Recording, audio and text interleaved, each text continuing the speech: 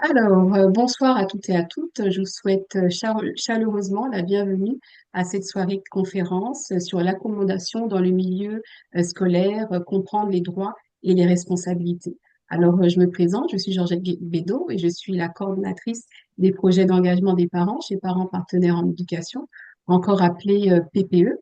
Nous sommes le réseau provincial des parents francophones de l'Ontario et nous travaillons en partenariat avec les 12 conseils scolaires ainsi que le consortium Centre Jules Léger. Et puis nous avons une belle mission qui est d'éclairer, d'outiller, d'accompagner les parents afin qu'ils puissent pleinement jouer leur rôle de premier éducateur. Merci d'avoir pris le temps ce soir pour être avec nous. Je constate vraiment que le sujet est rassembleur, vu le nombre de parents qui sont connectés ce soir. Avant de rentrer dans le vif du sujet, j'aimerais bien sûr prendre un moment pour reconnaître que le siège social de PPE à Ottawa est situé sur le territoire traditionnel des nations algonquines, Anishinaabe et Mohawk, présentes en ces lieux depuis des temps immémoriaux et demeurent encore aujourd'hui. Nous tenons à souligner que notre travail, ainsi que le travail de nos partenaires provinciaux, s'effectue sur ces territoires ancestraux autochtones où 46 traités et autres accords ont été décidés. Nous sommes honorés d'être capables de vivre et de travailler sur ces territoires connus aujourd'hui comme l'Ontario. Nous remercions bien sûr les Premières Nations, les Métis, les Inuits pour leur dévouement à ces territoires et nous affirmons notre engagement, notre solidarité et notre responsabilité envers l'amélioration des relations avec ceux-ci. Je souhaiterais évidemment, avant qu'on commence, remercier Monsieur Yasser Boukrave, le commissaire en équité et droits de la personne, qui est à l'initiative de l'organisation de cette conférence, dans le but, bien sûr, de créer un environnement sain, serein, accueillant, pour permettre l'émancipation des enfants et de leurs familles au sein de la communauté scolaire du CPO. Je vais justement céder la parole à Monsieur Yasser qui va nous dire quelques mots d'introduction. Yasser, à vous la parole. Merci Madame Bédot pour cette belle présentation. Bienvenue, bonsoir à tout le monde, bienvenue à tous les participants, chers parents, tuteurs, tutrices. Nous sommes ravis aujourd'hui de vous accueillir à ce webinaire aujourd'hui. C'est une excellente occasion d'explorer ensemble un sujet passionnant, donc qui porte sur l'accommodement au milieu scolaire, devoirs et responsabilités. Euh, Votre présence témoigne de votre engagement et de votre intérêt. Et nous avons hâte de partager des informations précieuses euh, qui, que nous l'espérons, seront bénéfiques pour chacun d'entre vous. Permettez-moi de juste dans un premier temps de vous donner un aperçu sur mon rôle en tant que commissaire de l'équité et des droits de la personne. Le poste a été créé pour répondre aux exigences du ministère de l'Éducation en Ontario. En plus de rôle de conseiller principal en équité qu'on prescrit par le plan d'action ontarien en matière d'équité, le CPO confère aussi à mon rôle un mandat d'intervenant, médiateur, facilitateur auprès des parties prenantes en éducation pour tous les dossiers qui touchent l'équité, diversité et inclusion. Donc aussi en tant que j'enquête aussi sur les dossiers en matière de plainte, harcèlement, discrimination, en lien avec le Code des droits de la personne. Dans le cadre de mes fonctions, je m'assure aussi que le milieu scolaire est un environnement, bien évidemment, un milieu inclusif, un environnement d'apprentissage accessible pour tous les élèves, d'où l'importance aujourd'hui, on va aborder le sujet d'accommodement avec vous, qui vise à répondre aux besoins individuels des élèves et pour assurer une équité et une égalité des chances. Alors, ensemble, faisons de cet événement une expérience enrichissante et mémorable et bonne participation à tous et à toutes. Merci beaucoup, Monsieur Yasser. Notre conférencier de ce soir est Maître Patrick Tsouagirasu, qui est avocat au sein du cabinet Edmond Arden, spécialisé notamment dans la constitution et le fonctionnement des établissements d'enseignement. Maître Patrick a obtenu avec grande distinction son diplôme de Common Law en français à l'Université d'Ottawa en 2019. Avant l'école de droit, il a exercé dans le domaine de l'éducation, notamment au sein du ministère de l'Éducation de l'Ontario, ainsi qu'auprès du comité consultatif de l'Office de la qualité et de la responsabilité en éducation. Donc ça, c'est l'OQRE. Il a aussi occupé le poste d'élève conseiller au Conseil des écoles catholiques du Centre-Est et de président du regroupement d'élèves conseillers francophones de l'Ontario. Alors, sans plus tarder, je vous cède la parole, Maître Patrick. Merci beaucoup, Georgette. Et c'est à chaque fois qu'on m'appelle Maître Patrick, c'est la seule personne qui est heureuse d'entendre ça, c'est ma mère, parce que ça démontre que j'ai réussi mes études. Mais à part de ça, vous pouvez m'appeler Patrick. Parce que Patrick. Patrick, ouais, c'est correct. Donc, comme Georgette a mentionné et Yasser a mentionné, nous allons parler aujourd'hui de la question d'accommodement. Puis on va parler un peu de ce que c'est dans le milieu scolaire. On va parler du cadre législatif qui délimite un peu ce que c'est l'accommodement, donc tout ce qui est question de discrimination. Et après avoir traité des principes fondamentaux, disons, de cette question-là, nous allons ensuite parler de quelques enjeux particuliers qui ont lieu présentement dans ce domaine. Donc, lorsque nous allons voir, ou ce que nous allons voir, c'est que le devoir d'accommodement est vraiment quelque chose d'important. En tant que conseil scolaire, les conseils scolaires doivent savoir ce que sont leurs obligations et ces obligations-là sont cadrées par, bien sûr, comme j'ai dit, certaines fonctions législatives qui ressortent de loi, certaines indications qui ressortent de décisions ou de jurisprudence, mais en même temps, les parents et les personnes qui recherchent l'accommodement ont aussi des obligations. Et c'est ce que nous allons apprendre aujourd'hui, ce que ça veut dire, ce qui est couvert en matière d'accommodement. Et c'est vraiment de comprendre que c'est un rôle ou c'est une question d'interaction entre les parents, les familles, les élèves et le conseil scolaire.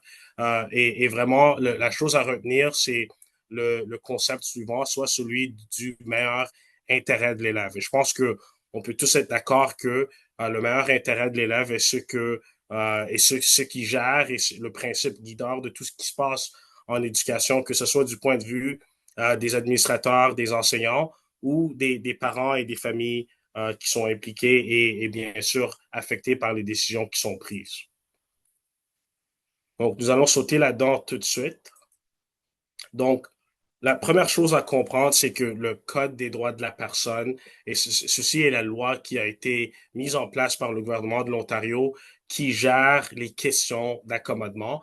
Le Code interdit les actions qui constituent de la discrimination ou du harcèlement en fonction d'une caractéristique protégée dans un domaine social protégé. Donc, ce que ça veut dire, c'est que il y a certains domaines sociaux qui sont protégés. Donc, ce serait par exemple le logement, ce serait l'emploi. Donc, si quelqu'un se fait discriminer ou est victime de discrimination au niveau du logement ou au niveau de l'emploi, le code leur protège. Mais ce qui est vraiment pertinent pour nous, ce serait les services. Donc, ceci est le troisième domaine social protégé, ce serait les services. Et les conseils scolaires, les écoles qui sont mises en place par leur créature des conseils scolaires. Ceux-ci sont des pourvoyeurs de services en éducation. Donc, ils sont couverts par le Code des droits de la personne. Et en plus d'assurer qu'il n'y ait pas de discrimination en vertu du Code, le Code impose aussi une obligation d'accommodement raisonnable jusqu'au point du préjudice injustifié. Et ici, ce qu'il faut comprendre, c'est que c'est important de comprendre ces concepts-là. Le terme raisonnable est important. Donc, un accommodement raisonnable, c'est pas un accommodement préféré ou un accommodement que l'on recherche, comme nous allons traiter sous peu, mais vraiment un accommodement raisonnable. Et ensuite, la question du préjudice injustifié. Donc, il y a déjà un concept et on va en parler davantage au long de cette présentation, mais il y a déjà comme une limite qui est déterminée pour dire oui, il y a une obligation d'accommodement, mais il y a des choses que un conseil scolaire, une école ou un pourvoyeur de services n'est pas en mesure de faire puisque ça leur causerait un préjudice injustifié. Et c'est là que l'on trace la ligne de l'obligation d'accommodement. Donc, elle va jusqu'au préjudice injustifié. Bien sûr, nous allons parler de ce que ça veut dire exactement avoir un préjudice injustifié et voir des exemples spécifiques. Donc, vous m'avez entendu mentionner le concept de motif protégé. Donc, dans le domaine de l'éducation et lorsqu'on parle du Code des droits de la personne, les motifs protégés sont vraiment les éléments spécifiques qui sont nécessaires pour déclencher la protection du Code des droits de la personne. Par exemple, si je vis quelque chose que je trouve est injuste en tant qu'un employé, disons, et je trouve que c'est pas juste et que j'ai été victime d'injustice, et je décide d'aller au tribunal des droits de la personne pour déposer une requête pour dire que j'ai été victime de discrimination, mais pour que je puisse argumenter qu'il y a eu la discrimination, il faut que je puisse démontrer que le comportement ou les agissements dont j'ai été victime sont reliés à un des motifs protégés par le Code. Donc, ces motifs-là sont le handicap, la race, l'ascendance, le lieu d'origine, la couleur, l'origine ethnique, la citoyenneté, le sexe, la croyance, l'orientation sexuelle, l'identité sexuelle, l'expression de l'identité sexuelle, l'âge, l'existence d'un casier judiciaire qui n'a pas fait l'objet d'un pardon, l'état matrimonial et l'état familial. Donc, c'est plusieurs, comme on peut voir, catégories ici, mais afin de pouvoir dire que j'ai été victime de discrimination et que je suis protégé par le Code, il faut que je sois en mesure de dire que les agissements qui sont en cause qu'il y a un lien entre ces agissements-là ou ce comportement-là ou ces décisions-là et un des motifs qui sont protégés par le Code. Donc, c'est important de pouvoir établir cela. Et en même temps, lorsqu'on parle d'accommodement, afin de pouvoir exiger un accommodement, il faut que je sois en mesure de démontrer qu'il y a un lien entre l'accommodement recherché et un des motifs protégés. Donc, par exemple, et c'en est un qui est un exemple, je dirais, un peu plus direct, quelqu'un qui est en fauteuil roulant, disons, qui a besoin d'un accommodement pour pouvoir avoir accès à un ascenseur ou à une rampe, ben ça, ce serait quelque chose qui est relié à un handicap. Ce serait un handicap physique.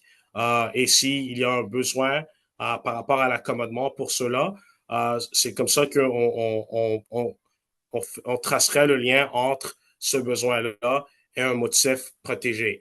Bien sûr, l'handicap en est un exemple, mais c'est pas, le, le handicap peut comprendre plusieurs différentes choses. Donc, c'est pas juste des choses qui nous paraissent directement. En éducation, surtout, on peut parler de besoins spécifiques en matière de besoins d'un élève. Et ceci, comme nous allons voir des exemples tantôt, est vraiment une des choses que l'on voit le plus souvent. Donc, les questions de PEI, puis le placement d'un élève. Et comme nous allons voir, c'est vraiment quelque chose on évalue, pour parler d'accommodement, on évalue chaque cas de manière individuelle pour déterminer quels sont les besoins de cet élève, puis comment est-ce qu'on peut faire pour accommoder cet élève. En termes de fardeau, le fardeau de la preuve repose sur le requérant qui allègue avoir été victime de discrimination. Et cette personne, afin de pouvoir dire qu'elle a été victime de discrimination au sens du Code des droits de la personne, elle doit démontrer qu'elle possède une caractéristique protégée par le Code contre la discrimination. Donc, un des motifs que j'ai mentionné, il faut démontrer que la personne a subi un effet préjudiciable, un traitement différentiel dans un domaine social auquel s'applique le Code. Donc, dans le contexte de l'éducation, ce serait les services en éducation. Et finalement, il faut qu'il y ait un lien. Donc, il faut démontrer que la caractéristique protégée a constitué un facteur dans la manifestation de l'effet préjudiciable ou du traitement différentiel. Donc, tu sais, si on vit quelque chose que l'on trouve est injuste, mais qu'il n'y a pas de lien à un des caractéristiques, un des motifs protégés par le Code, cela ne va pas engendrer la protection du Code. Il faut qu'il y ait un lien entre l'événement subi ou le préjudice subi et le motif protégé par le Code. En quoi consiste l'obligation d'accommoder? Ben, l'obligation d'accommoder consiste le respect de la dignité. Ce sont souvent trois principes importants. Le respect de la dignité, l'individualité et l'intégration et la pleine participation. Donc, respect de la dignité, on veut s'assurer que chaque personne soit capable de vivre de manière digne, peu importe les motifs protégés auxquels ils appartiennent. Deuxièmement, le fait que l'accommodement est quelque chose d'individuel. Il n'y a pas de solution magique pour chaque cas de demande d'accommodement. C'est spécifique pour chaque personne, chaque circonstance. et bien sûr l'intégration et la pleine participation. Et dans le domaine de l'éducation, le terme qu'on utiliserait, ce serait vraiment un accès à l'éducation qui est concret et équitable à ce que toute autre personne qui n'aurait pas, par exemple, un handicap, qui n'aurait pas ou qui ne ferait pas partie d'un motif protégé, ces personnes-là ont un accès à l'éducation. Et ce qu'on essaie d'assurer, c'est qu'il y a une intégration et pleine participation pour tous les élèves, pour que ces personnes-là puissent avoir un accès concret et équitable à l'éducation de manière similaire à leurs camarades de classe qui n'ont pas certains besoins. L'obligation d'accommoder comprend deux composantes. Il y a une composante procédurale et il y a une composante substantive. Maintenant, la composante procédurale est lorsque vous approchez la direction d'école pour demander une question par rapport à un besoin particulier pour un enfant, disons, ou peut-être que c'est quelque chose relié à un handicap. Peut-être que dans certains cas, et Asser va en parler en termes des politiques et des directives administratives du conseil. Mais dans d'autres cas, ça peut être par exemple des demandes reliées aux croyances religieuses. Peut-être qu'il y a un accommodement que l'on souhaite demander dans les circonstances. Mais vraiment, du point de vue procédural, lorsqu'il y a un besoin d'accommodement, c'est toujours idéal d'approcher la direction d'école et de leur parler de la demande d'accommodement et de voir s'il peut avoir une discussion et poser des questions, répondre à des questions. Et bien sûr, il y a aussi un aspect substantif, c'est-à-dire la mise en application de la mesure d'accommodement. Mais bien sûr, avant d'arriver à l'aspect substantif, il faut évaluer la demande pour voir, OK, ben, quelle est la demande? Est-ce que la demande est légitime, c'est-à-dire est-ce qu'elle est reliée à un motif protégé par le code?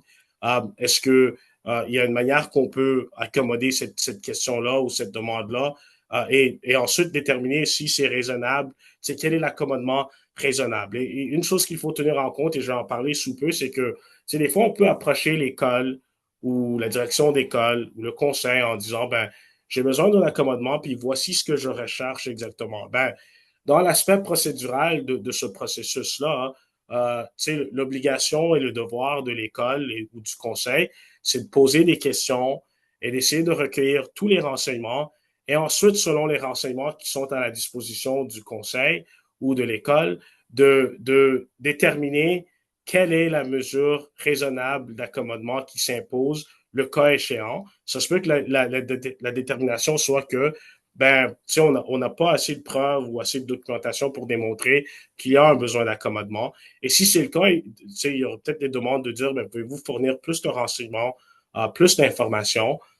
Et s'il y a une détermination qu'il y a un besoin d'accommodement, ben là, c'est de déterminer quelle est la manière d'adresser ce besoin ou la manière raisonnable. Donc, c'est comprendre que lorsqu'on a un besoin d'accommodement ou on a une demande par rapport à l'accommodement d'un élève, ça ne veut pas dire qu'on a le droit à la demande exacte qu'on exige. C'est plutôt qu'on fait la demande, on fournit les renseignements et le conseil, le personnel du conseil ou de l'école font leur analyse de la situation, des circonstances et ils peuvent déterminer que ben, la manière de combler à ce besoin d'accommodement ou une manière raisonnable de combler à cette demande d'accommodement serait d'avoir une solution qui n'est peut-être pas la solution que le parent ou la famille a en tête. Donc, c'est de comprendre qu'il y a une différence entre ce que l'on souhaiterait avoir comme accommodement versus ce qui est raisonnable comme accommodement. Donc, c'est l'aspect procédural permet de vraiment déterminer ça. Puis au niveau substantif, c'est la mise en application de la mesure d'accommodement. Donc, c'est comment est-ce qu'on la met en application. Et bien sûr, il y a toujours cette question de l'évaluation du seuil du préjudice injustifié. Et cela peut avoir lieu, ce seuil-là peut être déterminé en évaluant le coût, les sources extérieures de financement ou les exigences en matière de santé et sécurité. Donc, quand on parle de préjudice injustifié, on parle de quelles sont les raisons pour lesquelles le conseil ou l'école pourrait me revenir après que j'ai fait ma demande et me dire nous ne sommes pas en mesure de fournir un accommodement dans les circonstances. Ben, la réponse à ça, ce serait, il y a certains exemples, peut-être coût, peut-être source extérieure de financement, mais vraiment en éducation, il faudrait voir ce troisième critère ici qui est les exigences de santé et de sécurité. Ceci est vraiment un des grands points et le Code reconnaît l'importance de trouver le juste milieu entre le droit de vivre à l'abri de la discrimination et les considérations de santé et de sécurité. Donc, s'il y a une demande d'accommodement, par exemple, qui affecte la santé et la sécurité dans l'école. Ben, dans ce contexte-là, il y a peut-être une raison de devoir dire que ça causerait un préjudice injustifié. Et tantôt, je vais vous donner un exemple d'une décision en droit du travail dans laquelle, par exemple, un élève avec des besoins particuliers a causé disons, des questions de santé et sécurité pour les membres du personnel dans une école et où l'arbitre, c'est-à-dire le décideur d'un grief déposé par un syndicat représentant, représentant des employés d'un conseil scolaire, a déterminé qu'il y avait une obligation de protéger les membres du personnel et qu'il y avait une obligation en matière de santé et sécurité au travail. Et cela est comme un exemple parfait d'un préjudice injustifié. Ça se fait qu'on ait une demande d'accommodement et que le conseil dise, ben, écoute, on n'est pas capable de fournir cet accommodement-là ou un accommodement sans que cela ait un impact sur la santé et sécurité au travail ou la santé et sécurité des autres élèves dans l'école. Donc, c'est vraiment quelque chose à songer, cette notion de santé et sécurité lorsque il y a une question de préjudice injustifié, ça se peut que ce soit une des raisons principalement qui est vraiment soulevée. Maintenant, la démonstration du préjudice injustifié doit être fondée sur des preuves objectives, réelles et directes. Et, tu sais, lorsqu'on vous dit qu'il y a un préjudice injustifié, ça sera expliqué, ça sera dit que, ben, voici les raisons pour lesquelles, les motifs pour lesquels c'est pas possible de fournir l'accommodement. La mesure d'accommodement doit être raisonnable dans les circonstances. Et encore, si le conseil peut déterminer que, ben, la demande exacte qui a été faite par les parents ou la famille on n'est pas capable de combler à cette demande exacte, mais on est capable de faire quelque chose d'autre qui est raisonnable. Donc, la mesure d'accommodement doit être raisonnable selon les circonstances de chaque cas. Donc, ce qui est raisonnable dans un cas ne veut pas dire que cette chose-là sera raisonnable dans d'autres cas. La mesure d'accommodement choisie par le conseil scolaire ne sera pas nécessairement celle qui est préférée par l'étudiant et ou les parents. Donc, encore de comprendre que, on peut approcher le conseil ou l'école et dire, voici ce que je recherche comme accommodement. Ça ne veut pas dire que le conseil est obligé de combler à cette demande exacte. L'obligation du conseil, c'est de faire une analyse complète de toutes les circonstances, d'obtenir des renseignements, poser des questions et ensuite de déterminer, selon les renseignements à sa disposition, de déterminer ce qu'est un accommodement raisonnable dans les circonstances. Donc, cela ne veut pas dire que ce sera l'accommodement préféré par le demandeur.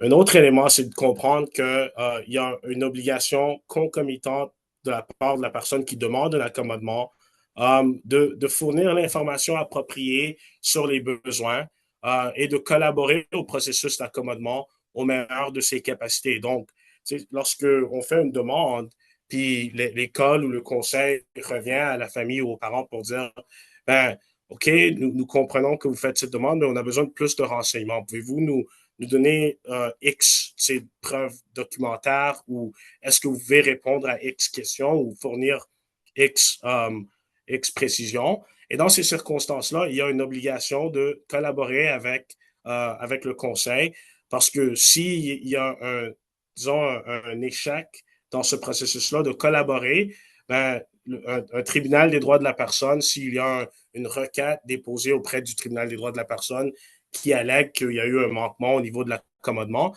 ben, le tribunal pourrait dire, ben, c'est pas vrai qu'il y a eu un manquement parce que vous avez l'obligation de collaborer avec le conseil ou l'école et vous n'avez pas fait cela. Vous n'avez pas respecté cette obligation. Et pour cette raison, le conseil ou l'école a accompli son obligation, a comblé son obligation et ne peut pas être tenu responsable du fait qu'il y a eu un manquement au niveau de la collaboration des parents ou de la famille. Puis ici, on a une décision qui s'appelle YB Conseil des écoles publiques de l'Est de l'Ontario.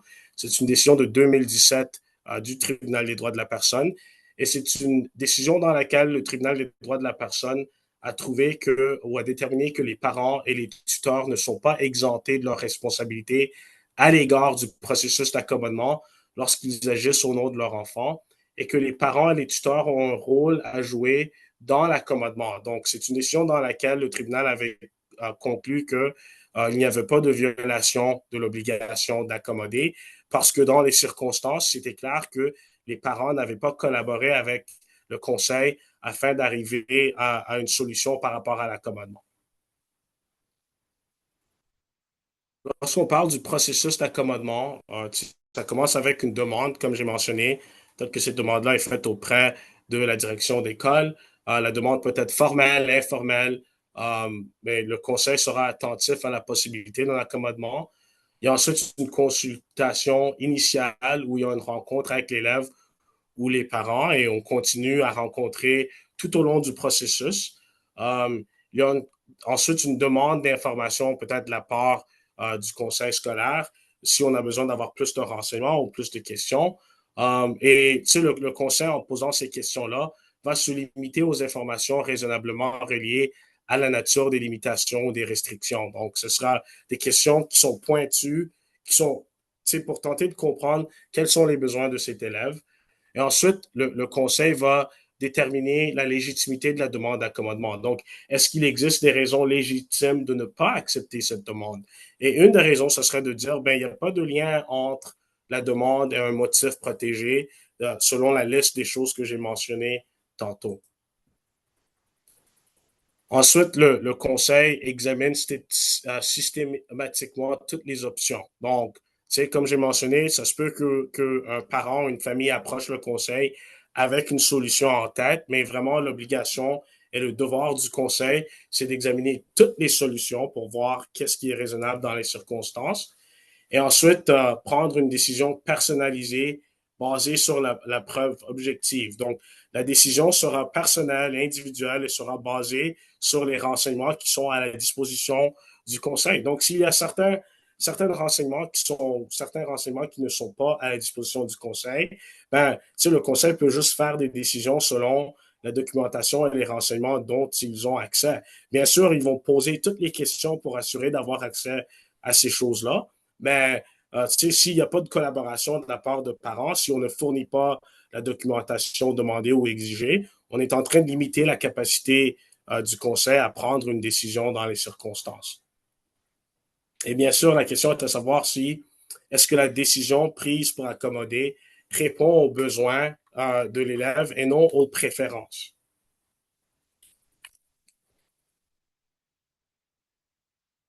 Une fois qu'une décision est prise, le conseil va communiquer avec les parents pour informer de la décision. Ils vont mettre en œuvre le ou les accommodements, le cas échéant. Donc, s'il y a lieu de mettre en œuvre des accommodements, ils seront mis en œuvre. Puis de suivre les changements et ajuster l'accommodement aux besoins. Donc, tu sais, ça se peut qu'il y ait une décision qui est prise à un certain moment par rapport à un accommodement qui est raisonnable dans les circonstances. Mais les circonstances peuvent changer avec le temps.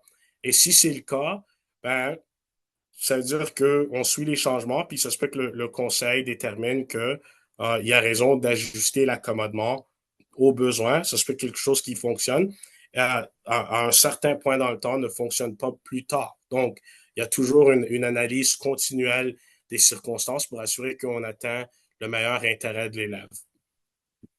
S'il y a certaines choses à retenir en tête par rapport aux grandes lignes lorsqu'on parle de l'accommodement, ce sont les suivantes. Donc, d'abord, il n'appartient pas au tribunal des droits de la personne de superviser la mise en œuvre de la loi sur l'éducation et le respect strict des procédures de placement de l'élève dans une classe d'éducation spécialisée ou de préparation d'un PEI. J'ai parlé tantôt d'un handicap, j'ai parlé tantôt du fait que l'handicap peut comprendre plusieurs choses, dont par exemple des besoins particuliers d'un élève. Ben, une des choses qui ressort, c'est que ben, des fois, peut-être qu'en en tant que parent, on dit le placement de mon élève par rapport à la classe ou la décision qui a été prise par le comité d'identification et de placement est peut-être quelque chose que je ne suis pas satisfait avec ça, ou la préparation du PEI de mon élève, le contenu du PEI, je ne suis pas satisfait avec cela. Et ce que nous dit le tribunal des droits de la personne par rapport à ces questions, c'est que ben, le tribunal des droits de la personne ne, ne, n'est pas là pour jouer le rôle de police de la mise en œuvre de la loi sur l'éducation ou le respect des procédures de placement de l'élève dans une classe d'éducation spécialisée ou du préparation d'un PEI. Donc, malgré le fait que l'handicap comprend plusieurs choses, il y a certaines choses que le tribunal des droits de la personne dit, ben, ça ne fait pas partie de notre compétence. Ça. Notre compétence, c'est de dire, ben, est-ce que des décisions ont été prises ou des choses ont été faites ou des agissements ont eu lieu de manière discriminatoire. Mais le rôle du tribunal des droits de la personne n'est pas de déterminer si oui ou non le placement d'un élève est approprié ou si oui ou non le PEI de l'élève est approprié. Ça, c'est une autre compétence en vertu de la loi sur l'éducation et des procédures du conseil scolaire par rapport à ces questions-là. Et le tribunal n'est pas là pour faire la police de ces choses-là. L'autre élément à tenir en compte, c'est que si des mesures sont prises pour évaluer les besoins de l'élève, la composante procédurale de l'obligation d'accommodement sera généralement respectée. Donc, si on approche l'école puis on pose des questions, ou le conseil, on pose des questions, et des mesures sont prises pour déterminer bien, quels sont les besoins de cet élève lorsqu'il y a une demande d'accommodement, bien, pourvu que des mesures soient prises et qu'il y ait une vraie évaluation des besoins de l'élève, cette composante-là procédurale est respectée dans les circonstances.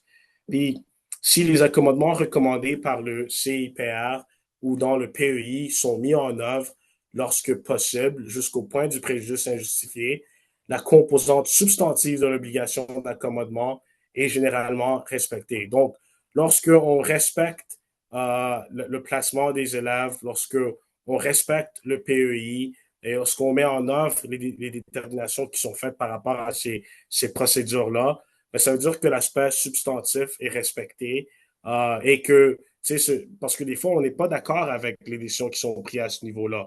Ben, le tribunal des droits de la personne nous dit, oui, il peut avoir un désaccord de la part d'une famille ou des parents, mais ça ne veut pas dire qu'il y a eu de la discrimination.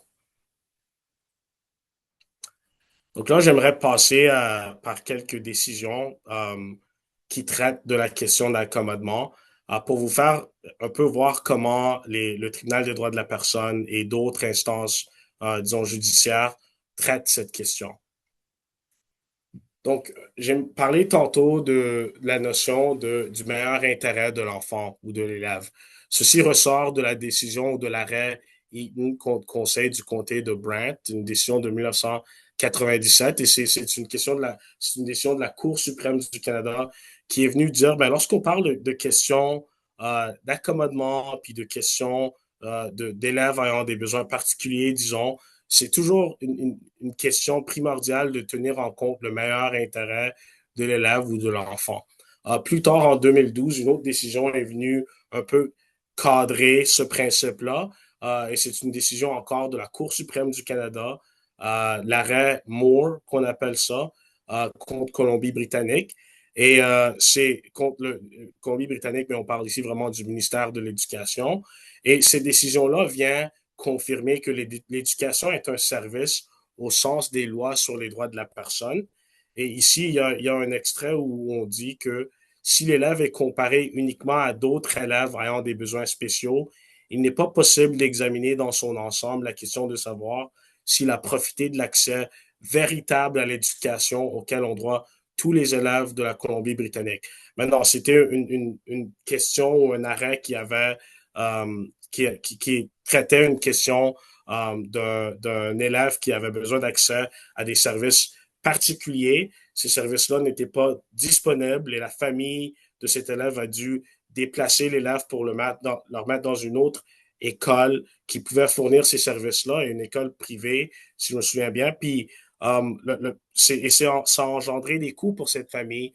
Et finalement, il y avait une question de savoir si cela comportait de la discrimination ou constituait de la discrimination. Et un des arguments que le conseil scolaire ou le district scolaire, on dirait, en Colombie-Britannique à soulever était de dire que, ben, écoutez, la manière qu'on a traité cet élève, c'est pas du tout différent de la manière qu'on traite tous les autres élèves qui ont des besoins similaires à lui. Puis ce que la Cour suprême du Canada a dit, c'est non, non, non, c'est pas une question de dire que vous n'avez pas traité cet élève de manière différente des autres élèves ayant des besoins particuliers. C'est une question de savoir si vous avez traité cet élève de manière similaire aux autres élèves qui n'ont aucun besoin particulier. Donc, on parle ici d'un accès concret à l'éducation, un accès véritable à l'éducation et équitable auquel ont droit tous les élèves. Donc, lorsqu'on parle d'accommodement, on essaie d'assurer que l'élève a un accès qui est comparable à l'éducation, que tous les autres élèves qui n'ont pas de besoins particuliers ou qui ne sont pas, dont l'identité ne correspond pas ou ne fait pas partie d'un des motifs protégés que j'ai mentionné tantôt.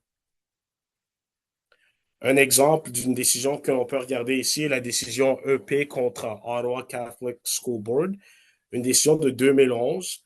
Et dans cette décision, la mère de l'élève a déposé une requête auprès du tribunal des droits de la personne au motif que le conseil scolaire n'avait pas accommodé l'élève lorsque l'élève était en quatrième et cinquième année. En particulier, la mère exigeait des accommodements suivants. Elle voulait un plus faible coefficient élève-enseignant dans la classe, un aide enseignant ou un éducateur. Elle voulait évaluer fréquemment ou que l'élève soit évalué de manière fréquente. Un enseignant titulaire qualifié en éducation spécialisée et un programme adéquat pour les élèves doués en salle de classe. Puis, ce qui s'est passé est que, en termes de décision, le tribunal a regardé aux demandes du parent et de la famille et le tribunal a déterminé que la preuve démontrait clairement que le conseil scolaire avait pris des mesures pour évaluer les besoins de l'élève et préparer des accommodements appropriés et que cela respectait la norme procédurale de l'obligation d'accommoder. Donc, ils ont posé les questions, ils ont évalué les circonstances et ensuite, le tribunal a dit que le PEI, prévoyant les divers accommodements, a généralement mis en œuvre ce qui satisfaisait, a généralement été mis en œuvre ce qui satisfaisait l'obligation substantielle du conseil scolaire d'accommoder les besoins particuliers de l'élève. Donc, c'est le PEI de l'élève qui est quand même mis en place pour déterminer les besoins puis documenter les besoins de l'élève, que le PEI a été mis en œuvre et que cela a été assez pour démontrer qu'il y avait une satisfaction de l'aspect substantif du devoir d'accommoder. Et bien sûr, le fait que les accommodements ne correspondaient pas à ceux que la mère préférait n'était pas pertinent. Et ceci est un élément très important. Dans cette décision, la mère remettait en question la décision qui avait été prise par le conseil scolaire parce qu'elle disait, ben, c'est pas ce que je recherche, c'est pas ce que je crois être efficace et applicable aux besoins de mon enfant. Et ce que le tribunal des droits de la personne a dit est que ben c'est pas vraiment le point que vous ne soyez pas en accord avec les accommodements. Les accommodements étaient raisonnables et ils n'ont pas besoin d'être les accommodements que vous préfériez. Ils ont juste besoin d'être raisonnables. Dans une autre décision, celle-ci de 2017, la décision UM contre York Region District School Board, les requérants fréquentaient une école élémentaire du conseil scolaire. Les deux requérants étaient atteints d'un trouble du spectre d'autisme et nécessitaient un accès à des programmes d'éducation spécialisés. Et les allégations sur la base d'un handicap comprenaient que un des élèves avait été exclu de l'école en janvier et juin 2014, que le placement d'un des élèves et de l'autre était dans une classe distincte, qu'il y avait une limitation de la présence quotidienne d'un des élèves dans les circonstances et qu'il y a eu une exclusion d'un des élèves d'un programme de camp d'été et que la création d'un PEI qui n'était pas conforme aux besoins des requérants. Donc, ce sont toutes les allégations qui ont eu lieu par rapport aux deux requérants dans ce dossier-là. Et lorsque le tribunal des droits de la personne a regardé à ces circonstances, elle a déterminé que il n'y avait aucune preuve de discrimination à l'égard des allégations des requérants, qu'il n'y avait aucune preuve que le conseil scolaire avait ignoré les besoins des élèves en matière de leur PEI. Et le tribunal a déterminé que le conseil scolaire avait proposé aux élèves des accommodements raisonnables et appropriés, même si leurs parents n'étaient pas d'accord avec ces derniers. Et le tribunal était d'avis que les parents n'ont pas le pouvoir absolu ou le contrôle de prendre toutes les décisions en matière d'éducation et que les conseils scolaires ne sont pas tenus de mettre en œuvre leurs préférences en matière d'accommodement. Encore, en tant que parent et en tant que famille, en tant qu'élève, il y a un droit d'exiger un accommodement pourvu qu'il y ait un besoin relié au Code des droits de la personne. Il n'y a personne qui suggère que ce ne soit pas le cas. C'est certainement le cas.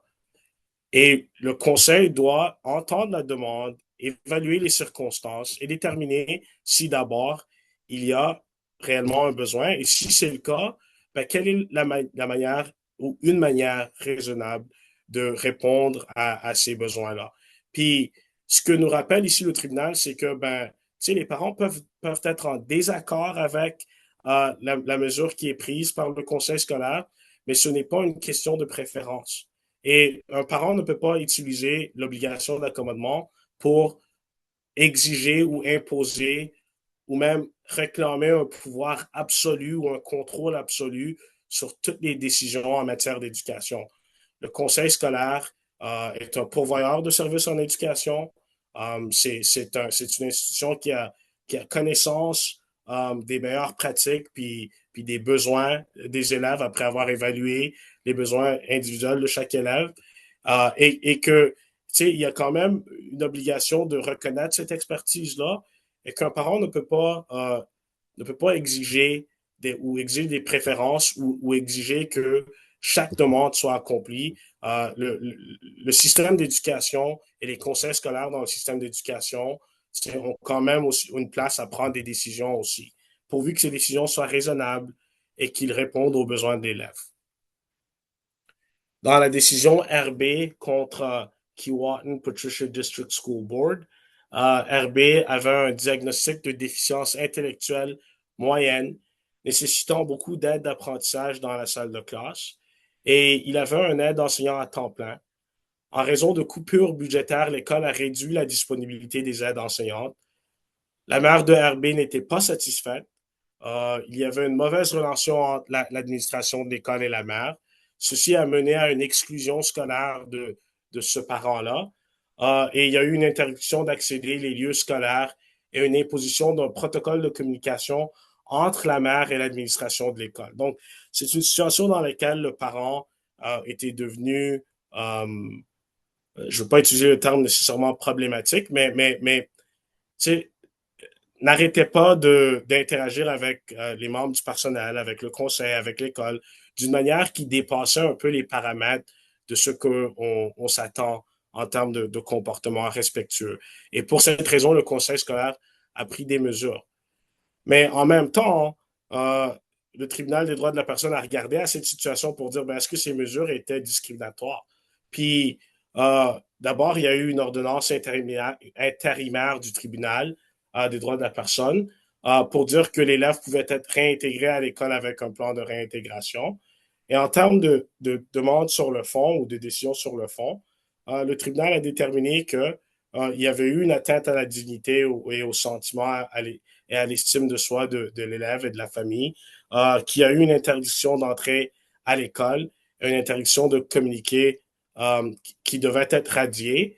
Mais vraiment, ce qu'il faut retenir ici, c'était que c'était pas vraiment la question de ce qui a été fait par le conseil scolaire pour adresser le problème de la mère qui avait des communications problématiques. C'était plutôt le fait que le conseil, dans cette décision, semblait avoir mis de côté les besoins de l'élève en raison de ces problèmes qu'il percevait avoir vécu avec le parent. Donc, ce que le tribunal des droits de la personne a dit est que même en cas de difficulté de communication avec un parent, le conseil scolaire est tenu de faire appel au service d'un tiers facilitateur ou médiateur et d'en défrayer les coûts afin d'établir de bons rapports entre la mère, l'école et son personnel, parce que ce qui était important, c'est d'assurer qu'il n'y ait pas un impact au niveau de l'accommodement ou de satisfaire aux besoins de l'élève juste à cause du fait qu'il y avait des problèmes avec le parent. Donc, ayant vu la jurisprudence, il ne nous reste pas beaucoup de temps, mais j'aimerais traiter de quelques enjeux d'actualité, puis je vais en traiter quand même assez rapidement. Je vais parler de changement de nom, donc surtout les questions de pronoms et les questions LGBTQ2+. Puis je vais parler de l'obligation d'accommodement et la santé et sécurité au travail. Et si on a le temps, je vais parler des animaux d'assistance et d'autres cas types. Donc, je vais essayer de passer assez rapidement. Donc, j'ai mentionné tantôt que l'identité sexuelle et l'expression de l'identité sexuelle sont des caractéristiques qui sont protégées en vertu du Code des droits de la personne. Maintenant, la notion d'identité sexuelle se définit comme l'expérience intime et personnelle de son genre tel que vécu par chacun. Et l'expression de l'identité sexuelle fait référence à la manière dont une personne exprime ouvertement son genre.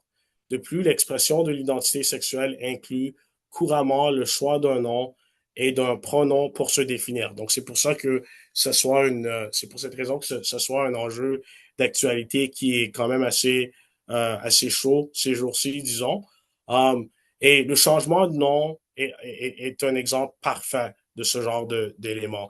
Bien sûr, il y a une composante légale au changement du nom et des choses qui doivent avoir lieu pour qu'il y ait un changement de nom. Mais il y a aussi eu l'adoption d'un nom d'emprunt ou un pronom comme on le connaît de manière plus courante dans le lexique de tous les jours. Et donc, il va y avoir des cas, par exemple, ces jours-ci, où une famille ou un élève approche un conseil scolaire ou l'école pour dire, ben, j'ai changé mon nom de manière légale ou je m'identifie maintenant ou présentement, ou mon enfant s'identifie maintenant ou présentement en tant que, puis tu sais, vous pouvez inclure le genre ou le pronom utilisé ou le nom d'emprunt utilisé dans les circonstances. Mais juste à comprendre la différence ici que dans le cadre d'un changement du nom légal, la direction d'école verse une copie du document attestant qu'un élève a changé de nom en conformité avec les lois de la province ou du pays dans lequel il a été rédigé. Et la direction d'école change le nom de l'élève dans toutes les composantes du dossier scolaire de l'Ontario de l'élève ou du DSO, comme on le traite, de sorte que le DSO semblera avoir été initialement établi sous le nouveau nom de l'élève. En termes d'un nom d'emprunt, la direction d'école inscrit le nom d'emprunt dans la partie A de la chemise du DSO, en plus du nom légal de l'élève. Le nom d'emprunt sera utilisé à partir de ce moment. Le nom légal est mis en parenthèse et la demande par écrit est conservée dans le dossier de documents, de documentation, excuse. Donc, c'est vraiment quelque chose à comprendre que c'est un enjeu courant ces jours-ci que l'on voit en termes d'accommodement. Donc, ceci, tu sais, j'ai parlé d'handicap, accommodement au niveau du handicap. Ben, ceci est un accommodement, mais selon l'identité sexuelle ou l'expression du sexe. En termes de changement de nom ou de pronom, la jurisprudence de l'Ontario confirme que les personnes transgenres ne peuvent pas être tenues de subir une inversion sexuelle chirurgicale ou toute autre intervention médicale comme condition de modification de la désignation du sexe sur leur documentation d'identification. Donc, encore cette notion de dire, ben, est-ce que quelqu'un peut exiger des changements euh, au niveau de la documentation s'ils n'ont pas changé de nom légal? Et le tribunal des droits de la personne a déjà déterminé cette question. Le tribunal a déterminé que l'exigence de la loi sur les statistiques de l'état civil, voulant qu'une personne devait avoir subi une inversion sexuelle chirurgicale avant de pouvoir changer la désignation de son sexe sur son certificat de naissance, était discriminatoire parce qu'elle occasionnait un traitement ou un effet défavorable aux personnes transgenres et perpétuait des stéréotypes. Donc, comprendre dans ces circonstances-là. Et la Commission ontarienne des droits de la personne traite aussi de cet enjeu, a parlé de cette question.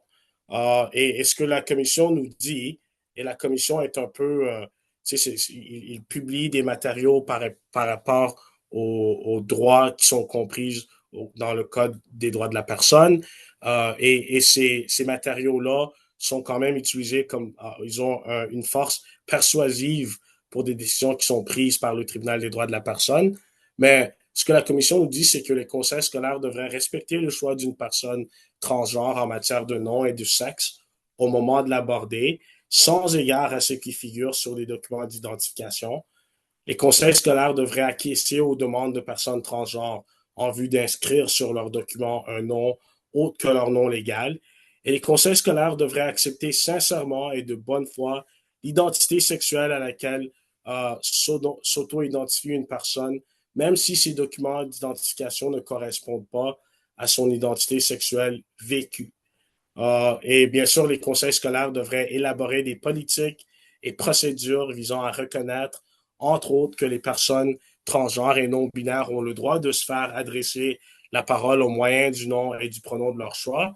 Et les dossiers officiels devraient refléter, dans la mesure du possible, l'identité sexuelle vécue de la personne transgenre, y compris ses choix en matière de nom et de pronom. Donc, Yasser va en parler tantôt, mais c'est certain que le conseil ou le CPO ici spécifiquement, à des politiques, à des directives administratives qui traitent de ces questions. Et bien sûr, comme vous pouvez le constater, en termes d'accommodement sur ces motifs protégés-là, les conseils scolaires ont des obligations et des démarches à suivre selon la jurisprudence, mais aussi selon ce qui a été communiqué ici par la Commission des droits de la personne. En termes du changement de nom et de pronom, une chose à retenir, c'est que c'est l'élève qui est au centre de la prise de décision et il faut honorer son droit de s'identifier dans les circonstances. Et ceci est le cas même lorsque le consentement parental n'est pas donné. Les élèves qui ne bénéficient pas d'un soutien familial qui les respecte et les valide courent des risques plus élevés de détérioration de la santé mentale. Ainsi, les pratiques d'affirmation du genre, telles que le respect des noms et pronoms préférés, contribuent à réduire ces risques et à favoriser l'inclusion, l'appartenance et la réussite à l'école. Donc, du point de vue de l'impact au niveau de la santé mentale des élèves, il y a vraiment un impératif ici à vouloir affirmer le genre de ces élèves-là dans ces circonstances. Et il y a une importance de réfléchir aux enjeux liés aux droits de la vie privée de l'élève, surtout lorsqu'il y a un conflit entre ce que veut l'élève au niveau de l'auto-identification du genre, par exemple, et ce que voudraient les parents de cet élève. J'aimerais rapidement parler de l'accommodement des élèves et la santé et sécurité au travail. Donc, tantôt, vous m'avez entendu parler du fait qu'il y a, euh, dans les principes des droits de la personne, cette notion de préjudice injustifié. Ben, un des cas de préjudice injustifié que l'on voit, c'est le fait que les conseils scolaires et les pourvoyeurs des services en éducation ont des obligations concomitantes. Par exemple, il y a une obligation de protéger les employés et les élèves dans une école. Et ces obligations-là sont très importantes et sont aussi importantes que l'obligation d'accommoder et d'assurer qu'aucun élève n'est victime de discrimination. Mais le problème, c'est que ça peut être difficile d'avérer ou ça peut être difficile de concilier ces obligations euh, lorsque un conseil scolaire doit prendre des décisions. Et ici, il y a une décision arbitrale qui sort du Nouveau-Brunswick dans lequel il y a eu un grief alléguant qu'il y a eu un manquement de l'employeur à son obligation de fournir un lieu de travail sécuritaire. Il y avait un élève qui avait des besoins particuliers avec de graves et complexes troubles du développement, incluant le trouble du spectre de l'autisme et le trouble du syndrome de l'alcoolisme fœtal. Et le comportement de l'élève s'est intensifié au fil du temps. Il mordait, donnait des coups de pied, de poing, crachait, répandait de la morve sur le personnel. Il avait des contacts inappropriés des seins et de l'entrejambe. Il faisait des menaces de violence à l'encontre du personnel. Il lançait des jouets, des chaises, des marqueurs, etc. envers les membres du personnel. Et la direction d'école a indiqué qu'il y avait un manque d'informations et que l'école savait très peu sur l'élève avant de le recevoir en 2017. Mais dès la première semaine d'école, les enjeux sont devenus très, très évidents pour les membres du personnel, la direction d'école. Et la direction d'école n'a pas exercé son pouvoir de suspension avant septembre 2021 parce qu'elle se sentait constamment obligée de garder l'élève à l'école. Ben, c'est vraiment quelque chose à tenir compte parce qu'il y a une obligation de peut-être accommoder l'élève, surtout si le comportement est relié à des besoins particuliers. Et le conseil avait demandé à la direction d'école de garder l'élève à l'école.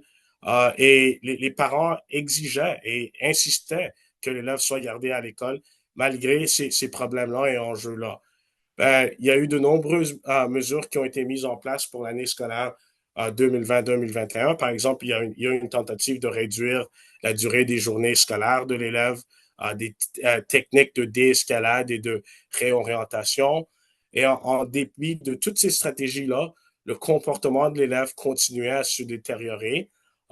Et des membres du personnel, même en septembre 2021, ont été agressés par l'élève et en 2021-2022, l'élève a été transféré vers une autre école. En 2022 et 2023, l'élève a fréquenté l'école secondaire 5 jours par semaine, 2 heures par jour. Et par le mois de mars, il y avait eu une réduction dans les jours, mais il y avait quand même des rapports d'incidents violents déposés par des membres du personnel, certains en attente, décrivant des comportements qui incluaient des coups de pied, des morsures. Donc, un comportement qui continuait. Puis, ici, l'arbitre en droit du travail a regardé aux circonstances et a dit, ben, est-ce que le conseil scolaire a rencontré son obligation de protéger les membres du personnel vis-à-vis cet élève? Et ce que l'arbitre a conclu est que, ben, non, il n'y a pas eu vraiment une réalisation de cette obligation de protéger les membres du personnel. Et le fait que ce n'est pas parce que ce sont des enseignants qu'ils n'ont pas le droit d'être protégés au milieu du travail, même vis-à-vis un élève qui a des besoins particuliers. Donc, il y a eu des principes juridiques qui sont ressortis. Mais ici, vraiment, ce qui est dans la décision, l'arbitre a particulièrement dit que si l'on détermine qu'un élève peut poser un risque pour lui-même, pour les autres personnes ou pour les biens scolaires, il faut en informer dès que possible et sur justification les personnes qui travaillent avec l'élève, par exemple les chauffeurs d'autobus et toutes les autres personnes qui peuvent être affectées. Et bien sûr, le grief a été accueilli. Et ce que l'arbitre a déterminé, c'est qu'il y a eu une omission de fournir des renseignements adéquats sur les risques comportementaux de l'élève avant son transfert, ce qui constituait une violation de la politique de ce conseil scolaire, et que l'école s'est efforcée de mettre en œuvre des recommandations du conseil scolaire, mais le comportement de l'élève dépassait sa capacité à le gérer.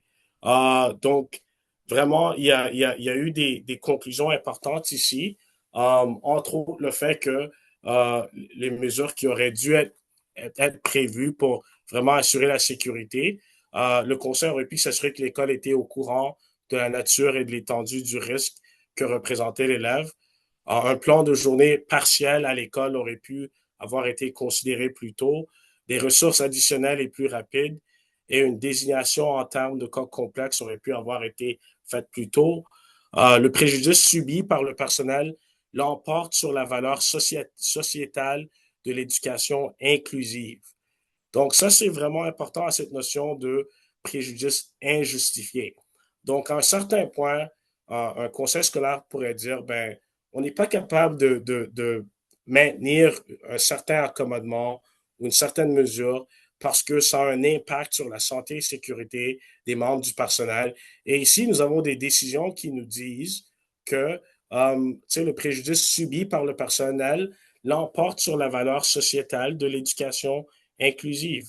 Et ici, on dit que les actes de l'employeur, incluant blâmer la direction et bien sûr les autres éléments de l'école, ont aggravé le préjudice, justifiant des dommages-intérêts. Je vais arrêter ici pour cette question-là, mais j'aimerais juste rapidement mentionner que ce qui ressort de cette décision, c'est la notion de comprendre que, tu sais, les conseils scolaires, oui, il y a une obligation d'accommoder, mais ce n'est pas la seule obligation des conseils scolaires.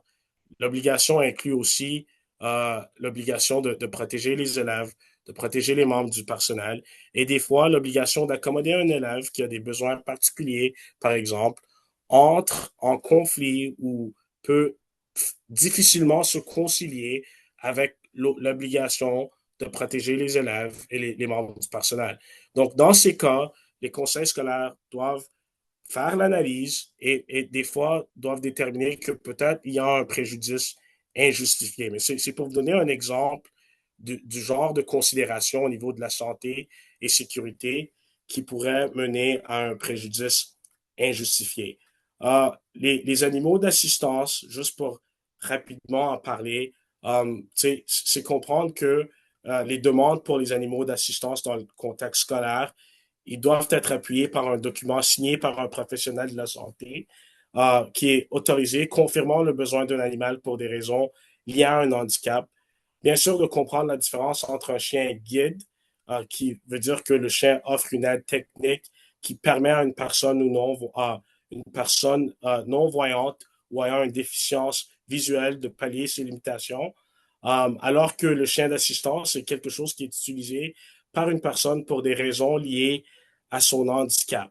Et ce que nous dit le tribunal des droits de la personne par rapport à cette question est que lorsqu'on parle des animaux de service ou des chiens de service, il faut que le besoin soit démontrable selon la preuve qui est devant le tribunal, que le besoin est nécessaire pour que l'élève ait un accès concret à l'éducation.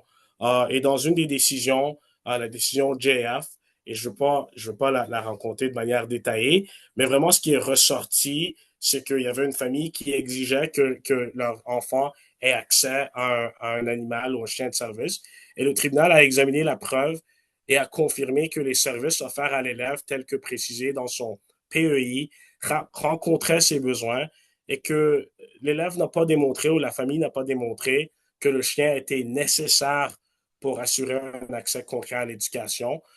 Et donc, le tribunal s'est aussi prononcé sur la loi sur l'accessibilité pour les personnes handicapées et a décidé qu'elle ne s'appliquait pas dans ce dernier. C'était vraiment une question d'accommodement et la preuve ne démontrait pas que l'accommodement était nécessaire dans les circonstances.